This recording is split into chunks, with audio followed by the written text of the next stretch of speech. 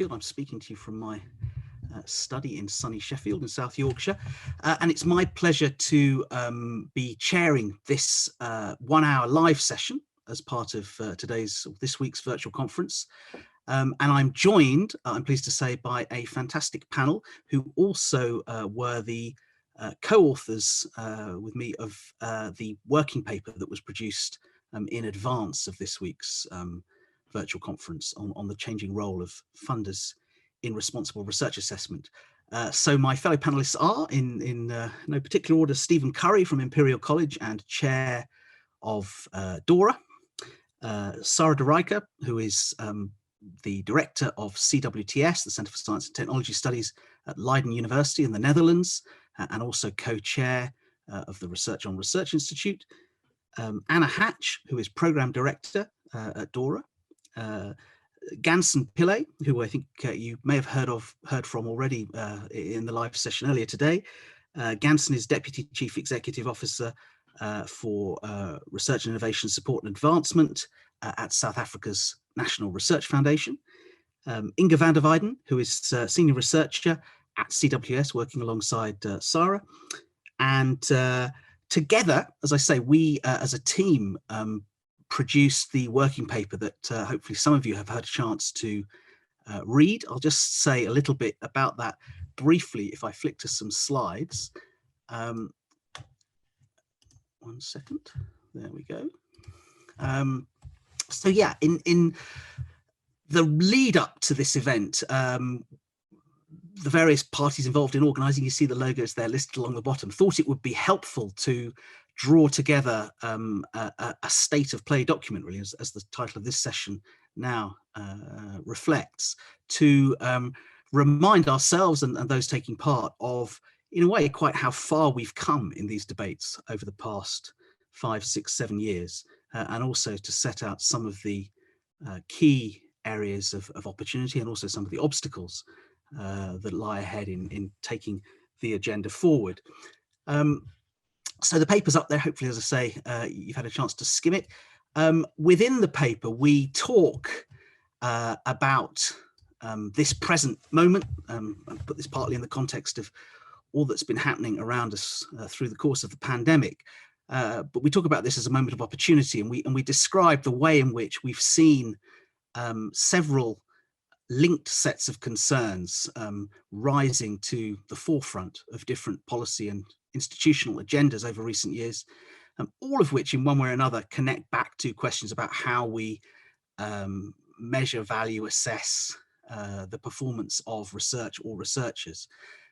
So just to remind us, and these are familiar problems, I'm sure, to many of those joining this meeting, but they include the misapplication of narrow criteria and indicators of the different qualities and impacts that we attach to research in ways that then create unsustainable pressures of various kinds or distort the incentives that exist within research systems. Secondly, that same narrowing of criteria, reducing the diversity of research missions and purposes that we see adopted by national governments, by funding agencies, by many of the members of the Global Research Council, participating organizations, I should say. Thirdly, systemic biases or forms of discrimination against those who don't meet or choose, for whatever reason, not to prioritize in their career path those particular narrow criteria and indicators. And this, of course, can in turn reduce the diversity, the vitality, the representative legitimacy of the research community. And then finally, a diversion of policy and managerial attention onto things that can be measured at the expense of the less tangible or quantifiable qualities, impacts, values that we recognize and see in research, which are often the things that are actually most precious, even though they may not be as readily measured. So these are all, as I say, familiar problems, but I think they've come together in a more crystallized, sort of coherent way over the past 2-3 years. And this label of responsible research assessment is essentially an attempt to tackle them in a more holistic and complete way. We talk in the working paper about the many important voices, I think, often learning and sharing approaches and principles from one another. So it's not that these have all grown up entirely independent. I think there's been a very healthy degree of conversation and co-evolution of these different approaches. But it's meant that I think as a set of initiatives, and these aren't every single initiative we could have listed, there's been a real ramping up of the level of discussion, the quality of the debate, the amount of empirical evidence being brought to bear on these questions, and also, most importantly, the practical identification of solutions and ways forward. We also in the paper then talk about how different organizations have responded to these and related initiatives. And again, I won't go through this because of time now, but we see some organizations who have engaged in what we might call cosmetic appropriation. They've kind of mouthed the right words, but they haven't really internalized this stuff or put it into practice in their own systems and policies and practices. We see other responses where these ideas have been taken and sort of internalized, perhaps a little bit domesticated to use in existing systems and approaches, and this has led to calibration of evaluation machines of various kinds, to borrow a phrase. Perhaps this is the sort of thing we've seen in things like the REF here in the UK, the Research Excellence Framework. Thirdly, we've seen some uses of these approaches as can openers, as ways of prizing open and engaging a broader community, a broader organization in a set of questions. And I think that's happened a lot internationally, increasingly over recent years. Fourthly, we've seen advocacy coalitions of varying kinds assemble and mobilize in different national systems or in different disciplinary or sectoral communities. And the Forum for Responsible Research Metrics in the UK, which Max Liu spoke from in the opening session this morning, is one of several examples of that. And then finally, we've seen a lot of institutional cultural changes, particularly noted, I think, in and among universities, where there are now many examples of institutional policies and programs that have been put forward from individual universities, often drawing on a mix of DORA, Leiden Manifesto, and various other initiatives. All of this, though, in a way, is driving towards the bigger goal, which is how do you achieve system change in research with respect to these agendas, as with respect to other agendas around open research and other priorities of recent years. And that's the really big prize, as it were. It's not easy to get there, but I think what we try to convey in the working paper is the extent to which a lot of these initiatives and efforts and the progress we've seen may be quite modest and incremental, but taken in totality, they actually amount to a quite significant shift that is still underway. It's by no means complete, but is still underway around us. And this week's conference is, of course, an important contribution to taking that conversation forward. So with that, I will stop. I'm going to hand over to my colleague Inga van der Weyden from Leiden, who is going to speak very much in that spirit of how different institutions have responded to the findings of a survey that we conducted in the lead up to the conference of participating organizations in the Global Research Council. Inga, over to you. Thank you, James. I will start sharing my screen. Just a moment. Yes, well, my name is Inga van der Weyden, as James just said, and I work as a senior researcher at the Center for Science and Technology Studies at Leiden University in the Netherlands. And today I will present in a few minutes a few headlines of the GOC survey that we conducted in the autumn. First, I will start with some methodology. The GOC survey builds on the 2019 survey by Science Europe of research assessment practices among its members, and it was for us an opportunity to collect further information at a global level. The survey consisted of 23 mainly closed questions, and it was implemented as an online survey using the platform Qualtrics. The survey questions are presented in full in the appendix of the working paper, so you can take a look at them later. The survey was sent to 120 GRC participant organizations, and it was open for 5 weeks from September to October this year.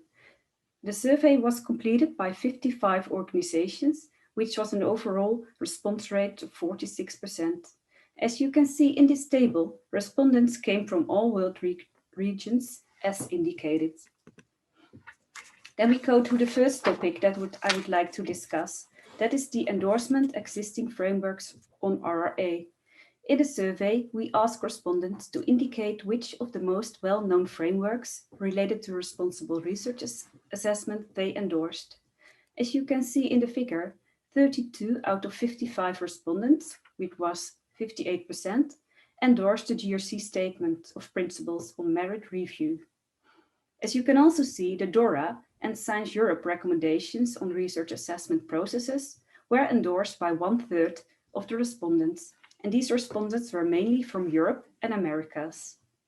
Very interestingly, half of the respondents also developed their own frameworks related to responsible research assessments. And finally, you can see that the Leiden Manifesto and the Hong Kong Principles on Research Integrity were less frequently endorsed by the GRC survey respondents compared to the other frameworks in this table. Then I will go to the second topic, where we ask questions about research assessment indicators. As shown in this figure, nearly all the GRC respondents assessed the publication outputs of their applicants.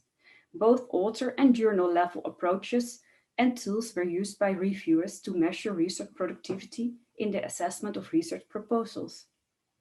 But you can also see that 76% of the GRC survey respondents currently assess also non-publication outputs. And another 4 organizations reported that they will consider including non-publication outputs in the future in the assessment of their applicants. Most frequently mentioned examples of non-publication outputs were software, codes, algorithms, and data sets. In the final part of this table, you can see that open access publications, data curation, and open research data are the 3 most common measures being considered by GRC respondents to be included in the future evaluation practices. You can see that in the orange bars. 20 to 23 GRC participant organizations who responded indicated they are considering adopting these indicators in the near future. And what we can also see in this survey that most respondents encourage and promote open science among their applicants and their tendered researchers. Then I will go to the next topic. There we ask questions about changes in the way research proposals are assessed. And we can see that for most respondents, a shift towards more qualitative assessment and less reliance on publications and metrics was observed. Broadening the range of quantitative tools used to assess research was also an important change, as you can see in this table. And then finally, 3/4 of the respondents reduced or are planning to reduce the use of journal-based metrics. 15 respondents have already eliminated the use of journal metrics in the evaluation practices, and a further 5 organizations are planning to do so in the future. Reducing or eliminating the use of journal metrics was most often reported by respondents from Europe and from Americas. The next topic is of the use of new CV formats of applicants. Our survey showed that a growing number of funding agencies are currently experimenting with novel or alternative CV formats. We see in this table that 6 survey respondents from Europe and 2 from Americas are experimenting with narrative CV formats. And of these 8, 3 of them have already implemented the narrative CV at full scale. According to that respondents who implemented new CV formats in the organizations, first results are pointing to slightly positive impact on decision-making processes. Other new CV formats were piloted by 4 and implemented by 5 GRC respondents, although no respondents from Asia Pacific have yet experimented with new formats. And 1/3 of the respondents, in total 17, are considering testing a new CV format with or without narrative in the near future. And a final topic that I would like to discuss is about new assessment systems and funding allocation methods. They were introduced by half of the respondents to make the research assessment more objective and to enhance the fairness of the process. We can see that double-blind peer review systems where neither the reviewer nor the applicant know the other's identity, have been conducted by 12 GRC participating organizations from all regions. 8 respondents from various regions reported the use of open reviews, where the identities of both the author and the reviewers are revealed, or the review reports are made openly available online. And we can also see in this table that a funding allocation method where funding is allocated through an intensive interactive event hosted by a funder in which a group of researchers from different disciplines collaborate in so-called sandpits to develop research proposals have been introduced by 10 respondents, of which 6 are from Europe. And finally, we can see that experimentation with radically different methods and tools such as lotteries and self-organization funding allocation is very rare. An experiment with lotteries has been conducted by 3 European respondents in small funding programs. What can we conclude from this survey? We formulated 4 main points. 1. Across survey responses, we can see a clear shift away from the reliance on metrics towards more qualitative or mixed mode of assessment. Second, alternative CV formats are now being piloted or implemented by almost 60% of the respondents from all regions, except for the Asia-Pacific region. Third, to make research assessment more objective and fair, half of the respondents from all regions have introduced new assessment processes and systems. And finally, 4, experiments with radically different funding allocation methods remain rare, and when they are used, this is mainly by European funders. And with this, I come to the end of this short presentation of a few headlines of the GRC survey, and I will hand over to Stephen Curry, who will offer some concluding thoughts from this working paper.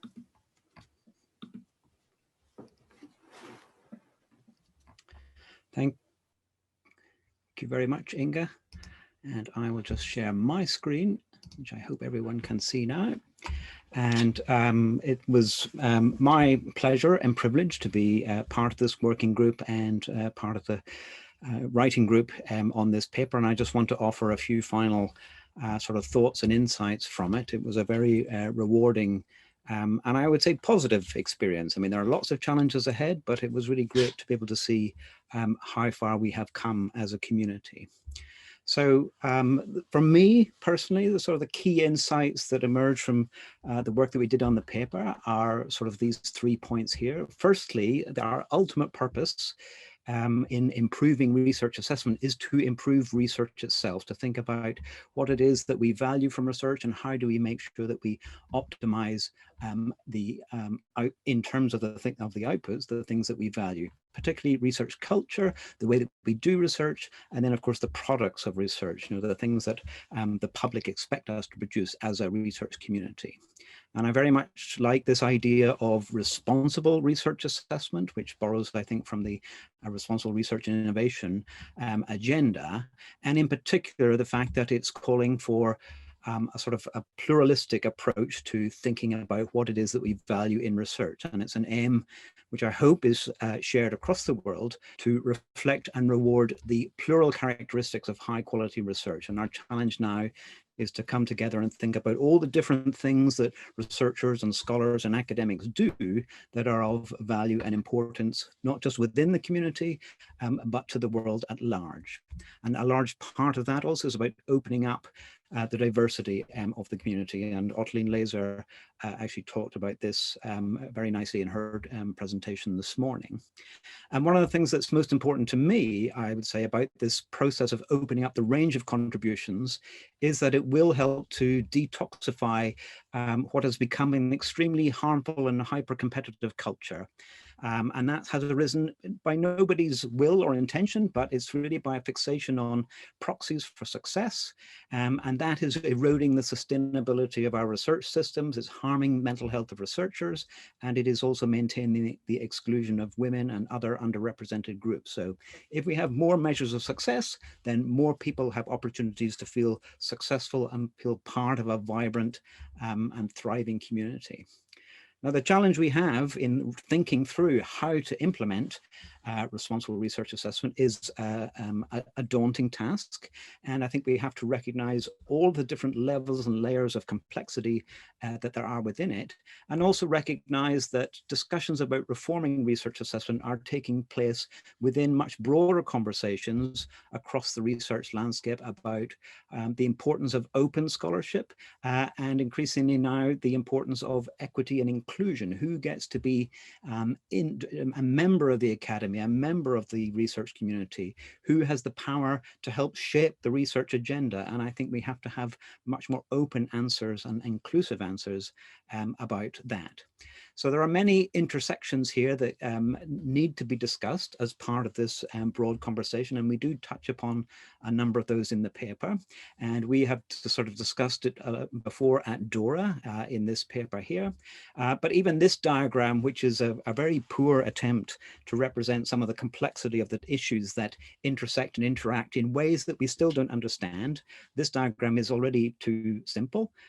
It perhaps should be more better represented in this format, where the boundaries and interactions between the different components are even murkier, and clearly we need to do the work to pick them apart.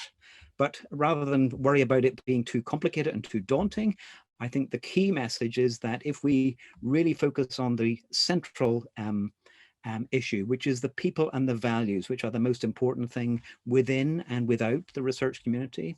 And in fact, the more I think of it, I think the more we actually just focus on the people, the producers and the users of research, and what it is that they need and want and think is important, then the values will actually follow in train. So we have got complicated problems, and we have perhaps set ourselves something of a utopian project. Fortunately, there's a handy guide written by Rutger Bregman called Utopia for Realists. It's a provocative and imperfect book, but one that I would recommend reading. And Bregman's prescription is that to change the world, we need to be unrealistic, unreasonable, and impossible. And while I agree with that, at the same time, I think it's also important to be realistic, to be reasonable, and to be attentive is possible if we are to make change in the real world. And if we are going to do that, then I would recommend the work and writing of Atul Gawande, who's written this fantastic article in the New Yorker about slow ideas. And responsible research assessment is very much a slow idea. As we've heard and as we've seen from the survey and the preceding discussion, there's lots of different stakeholders already discussing, already working towards this end. And we now have a real opportunity, I think, with this meeting and beyond, to really put these conversations on a global stage. And it has to be people talking to people, and it really has to be people from all over the world talking to one another. So my final slide is really focusing on the actions. And here I've sort of parsed the questions that we posed ourselves and to the wider community at the very end of the paper about what it is we need to do. How do we align policies and practices from different disciplines, from different cultures, from different nations around the world? Can we establish clearer standards for ourselves? Having clear criteria, I think, is really important if we are to do responsible evaluation. We've seen there are lots of fantastic examples of innovation already happening from GRC funders and many other stakeholders. How do we make sure that those get the attention they deserve? How do we stimulate yet more experimentation and evaluation of new practices? Because some of them will fail, some of them will have unintended consequences, but we will need to be able to analyze those and trial and error and try again. Funders have a really important role here, and obviously are our primary audience for this meeting. How can they help build capacity for responsible research assessment, especially with partners in the Global South, who too often still are a neglected voice in this debate, and one that we must not neglect any further? What more can be done to strengthen the infrastructure for research assessment? What organizations do we need? What standards do we need to set? And then also, I think a key one that I really am looking forward to discussing both today and in the future meeting, what role should funders play in influencing other stakeholders? They have a really key place in the whole debate. So with that, I will conclude and hand you back to our chair. Thank you. Great. Thank you, Stephen, very much. That was fantastic. I'm going to invite the entire panel to come on now to the screen, as it were, rather than to the stage, and join me, and we'll have a discussion, have some questions. I should have said at the start, please do make use of the questions box, the facility on the attendee hub, and fire away with questions for any or all of the members of the panel. Also, if you're tweeting about the event, do remember to use the hashtag RRA conference, which again I forgot to mention at the start, sorry. But while the panel join me, and while you think and write your question into the box, I'm going to kick things off. I should say we've got about 35 minutes now, because we've got time for a good discussion. I'm going to kick things off by just asking Gansen to pick up on one of the threads of Stephen's very eloquent and helpful concluding remarks just now, around the particular role of funders and the funders who were involved in the GRC in taking all of this forward. And Gansen, I wondered if you just wanted to say a little bit more about how you see both the kind of ideas in the working paper, but also the outcomes of this entire meeting feeding into ongoing work by all of those global funders. Gansen. Thank you, James. Thank you very much. And thanks, Stephen. I'll pick up from where you left off. But I just also want to use this opportunity to say thank you to the entire team for being involved in this initiative and for the partnership. And I think this is the dimension that Stephen alluded to, that of people. People, partnership, and collaboration would yield products that neither of us or any of us could achieve alone. And I think the Global Research Council is symbolic of that collaboration. I indicated in my opening remarks this morning that the Global Research Council is a body that was formed in 2012 and is comprised of research agency heads from around the world. The objective was to enable science granting councils or foundations to create coherence in the way the science system is managed in each country, so that an enabling environment could be created for researchers to apply for funding and to collaborate seamlessly despite our borders, our boundaries. And the GRC is therefore dedicated to promoting the sharing of data and best practices for high quality collaboration among research funding agencies worldwide. We therefore felt it appropriate that this particular side event, which we had initially planned, has actually panned out to be a full week conference in which we can spend our time and energy in really dealing with this matter. And of course, as many of the participants who are listening and know, that cooperation and collaboration can enhance the quality of science, avoid unnecessary duplication, provide economies of scale, and address issues that can only be solved by working together. Research funding agencies have a responsibility to meet these objectives on behalf of the research stakeholders and the research communities. Now, Stephen, you did indicate to me where from here, but James had some lovely questions about the role of funders. And I think one of the things that's happened over time is that funders have actually underestimated the influence and power that they can have in shaping the system in a particular direction. And from a GRC perspective, I therefore see this conference as forming a platform or being catalytic in creating these discussions, having those inputs, having suggestions, having criticisms as well, because I think one of the things we must welcome are dissenting voices. It allows us to look at the same problem through a different lens, and may therefore also allow us to look at things differently. And so the entire idea is that all of this will be discussed and agreed upon by all GRC members at the Global Research Council's 9th annual meeting scheduled for May 2021. Now, one potential mechanism that the GRC has available would be the development of a statement of principles. Now, this is not new to the GRC. A lot of the work that they've done before has been the development of a statement of principles that is well researched. So I look at this entire conference as a journey towards developing the statement of principles that are endorsed by all research funding agencies across the world and that have the political will to make the changes for the better of research. And I'm sure that, having created this particular compact, we are therefore able in the future to even do more together. I hope that there's given the link between the GRC and the people dimension. Thank you. Excellent. Thank you, Gansen, very much for that. That's really helpful. Gansen, by the way, your backdrop, you kept disappearing. We just had your backdrop at various points. I don't know. There's some gremlin in the, sorry. There's a lot of things that are unknown in RRA, you see. Yes, indeed. No, but you were coming. Your audio was coming through loud and clear, so it wasn't too bad. But just to let you know.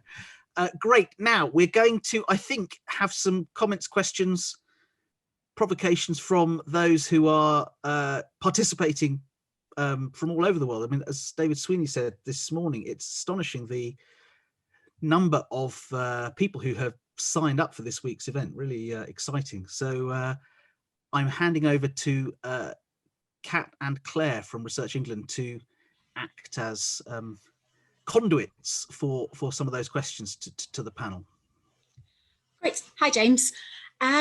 Great one here. Do the panel see an issue with continuing to talk about assessing quality of research rather than talking about relevance, feasibility, robustness? Isn't quality itself a proxy measure? Great, that is a very good question. And I am going to turn, I think, to Sarah and Anna, who are the two members of the panel we haven't heard from yet, to kick us off with a few thoughts on that. Sarah, do you want to start? Yeah, sure, James. That's a very good and interesting question. For me, I think the issue lies more with what we are using as proxies for research quality, or quality in general, which is becoming, as Stephen also pointed out, quite narrow. So we're using mainly research quality and then and measures that can be quantified, so focusing on publications, etc. So I would actually argue that it would be valuable to open up the definition of quality to include relevance and research culture elements, so the more cultural aspects of doing research and the more process elements of research culture and doing research. Thank you. Excellent. And Anna, I mean, this is something obviously that Dora has grappled with a lot over the last few years. Yeah, absolutely. And I completely agree with what Sarah said. I think conceptual clarity, of course, is paramount, right? So in defining quality and what those subdimensions are, having a clear understanding of how they will be evaluated and what those standards are is going to be essential. And I also think, as part of defining and setting standards, it's that everyone's able to understand what those standards are and is able to implement them evenly across a pool of applicants. Some of the challenges I see are when definitions are too broad, then it allows you to apply different standards to different individuals, which is of course what you don't want. So there's this tension, I think, between flexibility that allows for the recognition of a range of things, but also structure that will let you compare people evenly or proposals evenly. Excellent, thanks Anna very much. Let's return to Kat for a couple more questions and then we'll come back to the rest of the panel. Great. Yeah, there's more of a comment than a question, but I think it helps to frame what's coming up. There's someone who said that there's a large number of questions posed by the report, but fewer answers on how to do it. So you can be put on the spot a little bit. The first one, the most popular question here, is how do we identify and mitigate against the harmful effects of world university rankings on the research funding ecosystem? An easy question. Excellent. Yes, well, I think several of us feel strongly about that, but I'm going to go to Professor Curry, who has probably ranted at greater length and in more fora than any of us on this.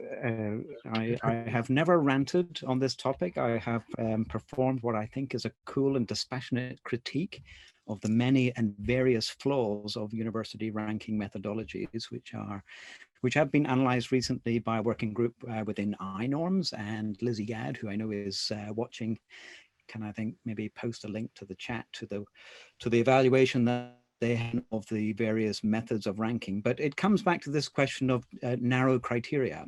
And if you actually look under the hood, and the rankers do actually publish their methodologies, you will see what a sort of limited range of activities that they measure. I mean, they are often using crude proxies. They're looking at, you know, number of Nobel Prize winners. They're looking at citation counts to papers. They're looking at research income. They look at staff-student ratios. There's no real measurement of the quality of the research that's coming out, and there's no real measurement of the educational experience that students receive at different universities. And the whole question, or the whole method of actually using rankings, is based on these organizations pretending that they can score the quality of a university to at least 3 significant figures, and that is just a nonsensical claim. And unfortunately, I think too many universities show that their critical faculties are not quite as robust as we would like them to be, because they play along with this game. And so every time there's a new round of announcements, you will see many universities saying, oh, we moved up 2 places. And if you actually drill into, well, what does that actually mean? And if you actually look at the methodology, then you will see that it means very little, if anything at all. So I would, you know, there's definitely a purpose and a point to holding universities to account, and to try to make some sort of estimate of the comparison of how well one does at one activity or another. But I think the problem with rankings is that they have a homogeneous view of what a good university is supposed to look like. And so they are acting against a really important aspect of universities, which is the diversity of mission and the diversity of purpose in organizations. And I would much rather see universities actually stepping back from rankings. They're under enormous pressure not to, because they are obviously an important marketing tool seen particularly by students, but also by, I guess, staff who are thinking about, you know, where they're going to work. But, you know, there's serious and obvious flaws. The sector itself has been pretty much deaf to criticism and seems to be maintaining that view, and that is extremely unfortunate. I have reached out on numerous occasions to try and have dialogue, and I think dialogue, people talking to people, is how you change the norms and standards of the world. And I would invite rankers to come forward and open themselves up to discussion with the communities that they are judging, because they are causing an enormous amount of harm to those communities. Thank you, Stephen. Yes, and I mean, I would second that as an observational contribution, that in my experience, certainly in the sort of 5 or 6 years since I became heavily involved in these debates through the metric tide, the commercial rankers have proved uniquely resistant and impervious to having the kind of reasoned and evidence-based debate that Stephen's describing. I think it's a source of great frustration and disappointment to many of us. I don't know quite what the answer is. There are some exceptions, and I should say we should ask Leiden, either Sarah or Inga, to maybe come in, because Leiden, of course, it does produce its own university ranking, which is, dare I say, one of the better ones, and be good to hear from that. Also, Gansen, I wondered if you'd offer a view here in terms of the effects of these global rankings on research debates and university debates in South Africa. I mean, in terms of the sort of rather unequal north-south playing field that these rankings often perpetuate. But Sarah, Inga first, maybe to give us a view from the more progressive end of the ranking business. Thanks. I'll keep it short so that Gansen also can take your question. Yes, Leiden does produce a ranking of its own. It's I tend to look at that as an intervention into the debates, because it tries to be as transparent as possible. It only looks at citations, so it doesn't claim to do anything more than that, and it does. I think it does it very well. The methodology is available. I also wanted to point out a list of principles that my colleagues wrote, I think last year or the year before, on the proper use of university rankings. One of the things they point out, and I wholeheartedly agree with, is to bear in mind, and that's that point of narrowing this scope within the evaluation landscape at large, that one of the biggest effects, or one of the problematic effects of rankings, is that they create this narrowing of the focus. So the dimension that are not covered by the university rankings shouldn't be overlooked, and they become increasingly important. So in that sense, the Leiden one is also, in a sense, doing this narrowing, because it only looks at publication outputs and citations. While what we argue, I think, in the paper is that responsible research evaluation should include more, and should also include more of the performance of universities, institutes, and individuals. That is one of the other and the last things, problematic things I would like to point out with respect to rankings, that you see it trickling down in organizations often. So a university ranking is a university ranking. It doesn't say anything about departments or individuals, but as you often see happen, links are made with talent management at the individual level. And that's a very problematic thing to do. So I'll leave it at that and point people to the blog post with the 10 principles for responsible use of university rankings on our website. Thanks, Sarah. Gansen, thoughts from South Africa? Thanks, James. You know, the views on university rankings in South Africa or in the global South is no different from the North. The views are divergent. And obviously, there are some institutions that will uphold those rankings and some who don't think it's important. But as Stephen had pointed out, this is also being used for other purposes like marketing, etc. And I think one of the challenges is that the rankings make organization and institutions homogeneous. And if you really want to game the system, you can actually find the drivers to game the system. For example, within the South African situation, we have what we call a rating system, where individual researchers are rated, and some people rent a researcher. So you have an affiliation of an overseas researcher with a South African institution that actually props up their academic profile. But you know, there is space even in the ranking system to game the system. To me, I think the simple view is that every university has the potential to be excellent at something. And the question is that what is that something? And so if a student wants to study that something, let she or he find the university that she or he feels is the best institution. And so I think it's about those pockets of excellence at different institutions rather than an homogeneous play of the organization as an average. But those are my immediate views. Thank you.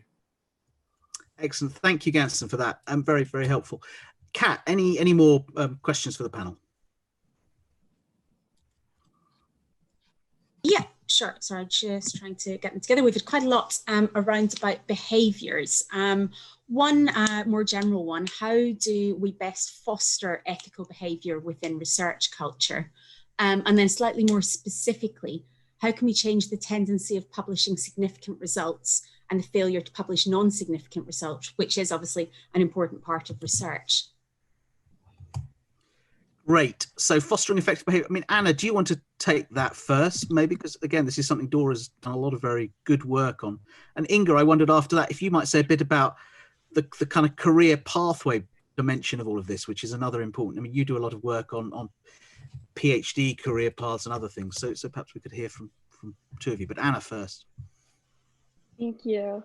So for changing effective behavior, I think things that Dora has seen that has worked well is a combination of a top-down and a bottom approach.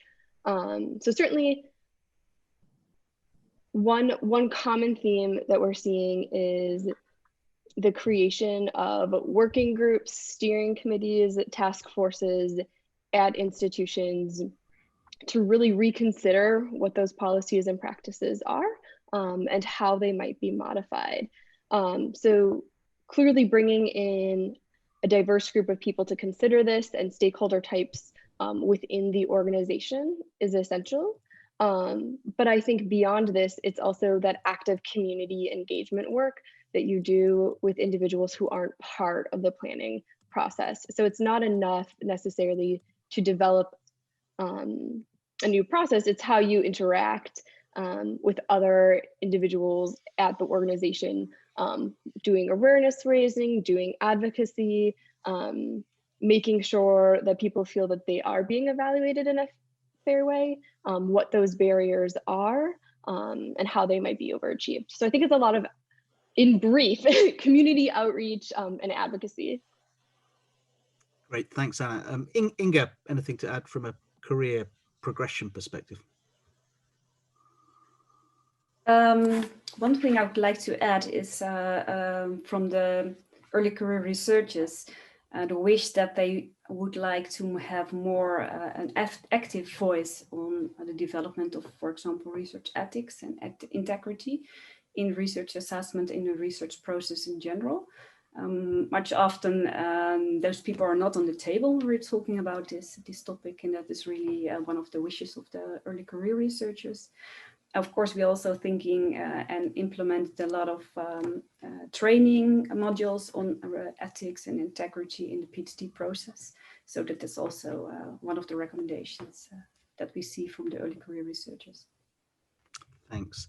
And Stephen, do you want to come in on the question about publishing null results? And I mean, I guess there's a broader nexus here between this stuff and broader debates around research integrity, reproducibility, open research.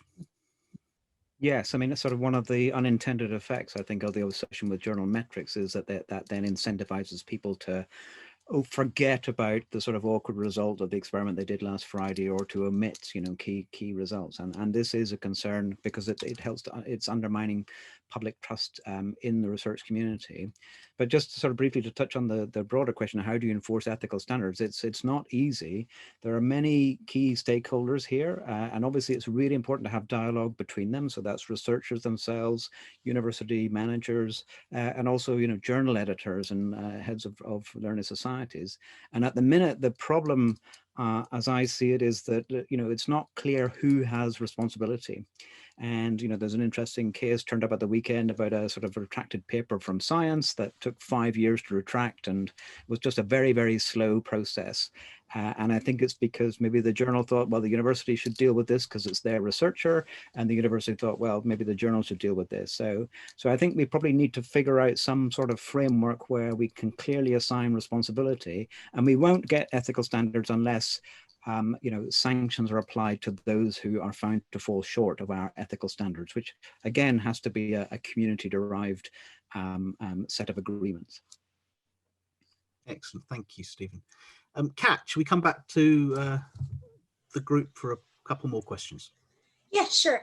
So one of them is looking for practical alternatives. So how do you recommend that funders in practice the process of evaluating applicants' publication records and quality without looking at quantitative indicators? Excellent. Well, again, oh yeah, did you have another one, Kat, as well? We have loads more, but I think that one sits on its own for the moment. It's our most popular question at the moment. No, that's good. Well, I'll hand here again, I think maybe to Anna, Sarah, Ganson could all offer thoughts on this. It's worth saying as well, in the working paper itself, there are quite a lot of concrete examples in the boxes and sort of little vignettes that we try to produce that sum up some of the most innovative and exciting examples of what we see the funder community doing in this area right now. So it is worth having a browse through. There's also a lot on Dora's website. So I mean, Anna, again, do you want to kick off, and then we'll hear from others? Anyone can come in on this. Wonderful, thank you, James. So I'd point to two specific examples, both of which were in the report. And the first is this emergence of a narrative CV format to sort of complement the citations and references. And so typically with these structured formats, they'll offer an opportunity for researchers to discuss the impact and the influence and the steps forward that they think their paper has made. And this really, I think, contextualizes the citation. So that's one example. And then the other example is coming from the IDRC in Canada, which has a really great framework that provides different rubrics to help, again, sort of set standards that people can then use to assess these more sort of qualitative outcomes. But plenty more to elaborate on that, but I'll leave it to my other panelists to do so. Thanks, Anna. Who else would like to come in on that? Thanks, James. I'll come in there. We actually had a very, very interesting discussion last year at the 6th World Congress on Research Integrity on this very aspect. And you might find some of those dimensions manifesting themselves in the Hong Kong Declaration. The one dimension was that it should not be about quantity, but rather quality. And therefore you cut down, you ask a researcher to present the best 5 publications that had the highest impact. And impact not in terms of impact factor, but in terms of dimensions like societal benefit or policy formulation, et cetera, et cetera. So that was one dimension. The other dimension that was suggested is that when you are assessing a researcher, it might be useful to talk to students who have been supervised by the researcher to get a feel for the kind of academic leadership that's provided. Obviously, all of these can be contentious, they can be discussed, but I think we need to find a good middle road that has a balance in ensuring that no party is disadvantaged through the process. And I'm sure that'll take a lot of discussion. Thank you. Thanks, Ganser, very much. Stephen, you going to come in there? Just one small point to add. I mean, I think Anna kind of covered the points I would have made otherwise. But this idea of having sort of clear criteria and a rubric or a matrix of different qualities that one is trying to score when assessing a piece of research or an applicant. And I think this comes back to the first question about, is quality a proxy, or what about, relevance or real world impact? And I think we have to be clear about what we mean by the quality of a piece of research. And I think I do like this pluralistic approach that is now embedded, I hope, in responsible research assessment, which is to think about all the different aspects of research that we think are important. And again, that will make for a complex assessment. But if one has a simple, clear sort of scoring matrix, then that becomes easier to achieve in practice. But I think these are the sorts of experiments we need to be launching on. And the Canadian example that Anna mentioned, that's in the paper, I would recommend people have a look at that as a really interesting approach of how to sort of tension and assess different aspects of research against one another in order to try and come up with a holistic view. Because I think we have to accept research is a complicated business done by human beings who themselves are very complicated. And there are no easy answers to this, but I think there are some really good practical experiments already going on, and we definitely want to stimulate more of them. Thanks, Stephen. Yes, and I think that's a good point. I mean, it's a good rule of thumb usually. If the word you're using in research assessment can't be pluralized, it's probably not the best word to be using. I mean, certainly in Metric Tide elsewhere, we constantly talked about qualities and impacts. One of the reasons I think many of us have nervousness about the concept of excellence is that, as it's applied in research, is that it, of course, doesn't lend itself, other than in a rather clunky way, to being pluralized in the same way. So I think it's a good place to start, at least, in making us think through the diverse characteristics and features that we want to value and encourage. Kat, I think we have time for at least one last question. Oh, sorry, you were going to come in there. Sorry, come on in. Oh, thanks. Very quick, just to add one more perspective that I think would be relevant also for funders to consider, and some already are. So we talked a lot about the what should be considered in more holistic terms, and also partly how, through the example of the narrative CVs. And I agree, I think, with Anna, that it's not an either or, a narrative or quantitative. It can be a good combination. One additional thing I think that is extremely important is that funders also set really clear criteria and set instructions for reviewers to consider those more holistic parts of the work of academics. Because that doesn't come naturally. We haven't been socialized to look into more holistic criteria. So that requires a lot of work and effort, and it's also quite sensitive because we do tend to assume that academics are capable of doing that while we don't provide any training. So I think that is a very important space for funders also to step into. Excellent. No, that's a good point, Sarah, to add. Great. We've got time, I think, for one last question, 5 minutes or so until the session is over. But Kat, anything else you'd like to throw our way? Yes, we've got a couple of questions looking at the role of funders in the broader ecosystem or research landscape, and going back to Stephen's discussion of the broader stakeholder landscape. Someone has asked how important it will be for funders, particularly those funding basic research, to make themselves less relevant within the large ecosystem. And then similar question, if funders have a responsibility for shaping research landscape, shaping behaviours, how does this sit with protecting the autonomy of research? Does it risk hurting it?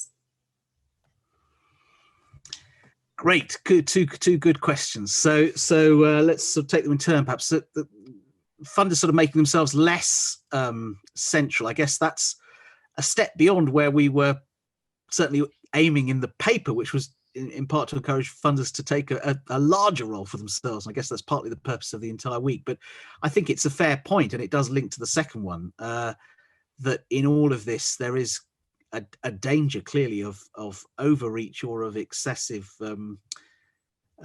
bureaucratization, if you like, of these processes by funders and by others in an effort to move them in a particular direction. That's certainly something we see as an ever-present feature of debates here in the UK around the Research Excellence Framework and equivalent processes. Thoughts? Anyone who wants to come in here, really? Sarah, Stephen, Ganson, on sort of where funders, I mean, Ganson, do you want to start maybe as a funder? The rest of us Thanks, James. I think you actually hit the nail on the head when you mentioned, the overreach. It's about that balance. And in order to have that balance, you have to make the research community part of the solution. It cannot be one entity imposing a particular set of rules on another entity like the researcher.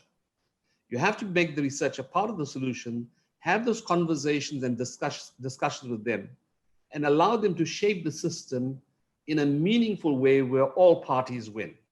And to me, that is central to making changes. The consultation, the deliberations, the discussions, and eventually reaching consensus. And we may not agree on everything, but at least both parties take ownership of what's there finally. That is just a very high-level suggestion, given what we are supposed to do this week. Thank you. Thank you. Stephen. It's a really interesting and complex sort of pair of questions. I mean, I think there are, sort of three interacting entities here, funders on the one hand, the research community, and then the public, and particularly when we're thinking about publicly funded research and, what are they owed for, the research that they fund and the way that they may have a voice in it. And I do hear, it is important to hear the sort of the concerns of the research community worried about autonomy.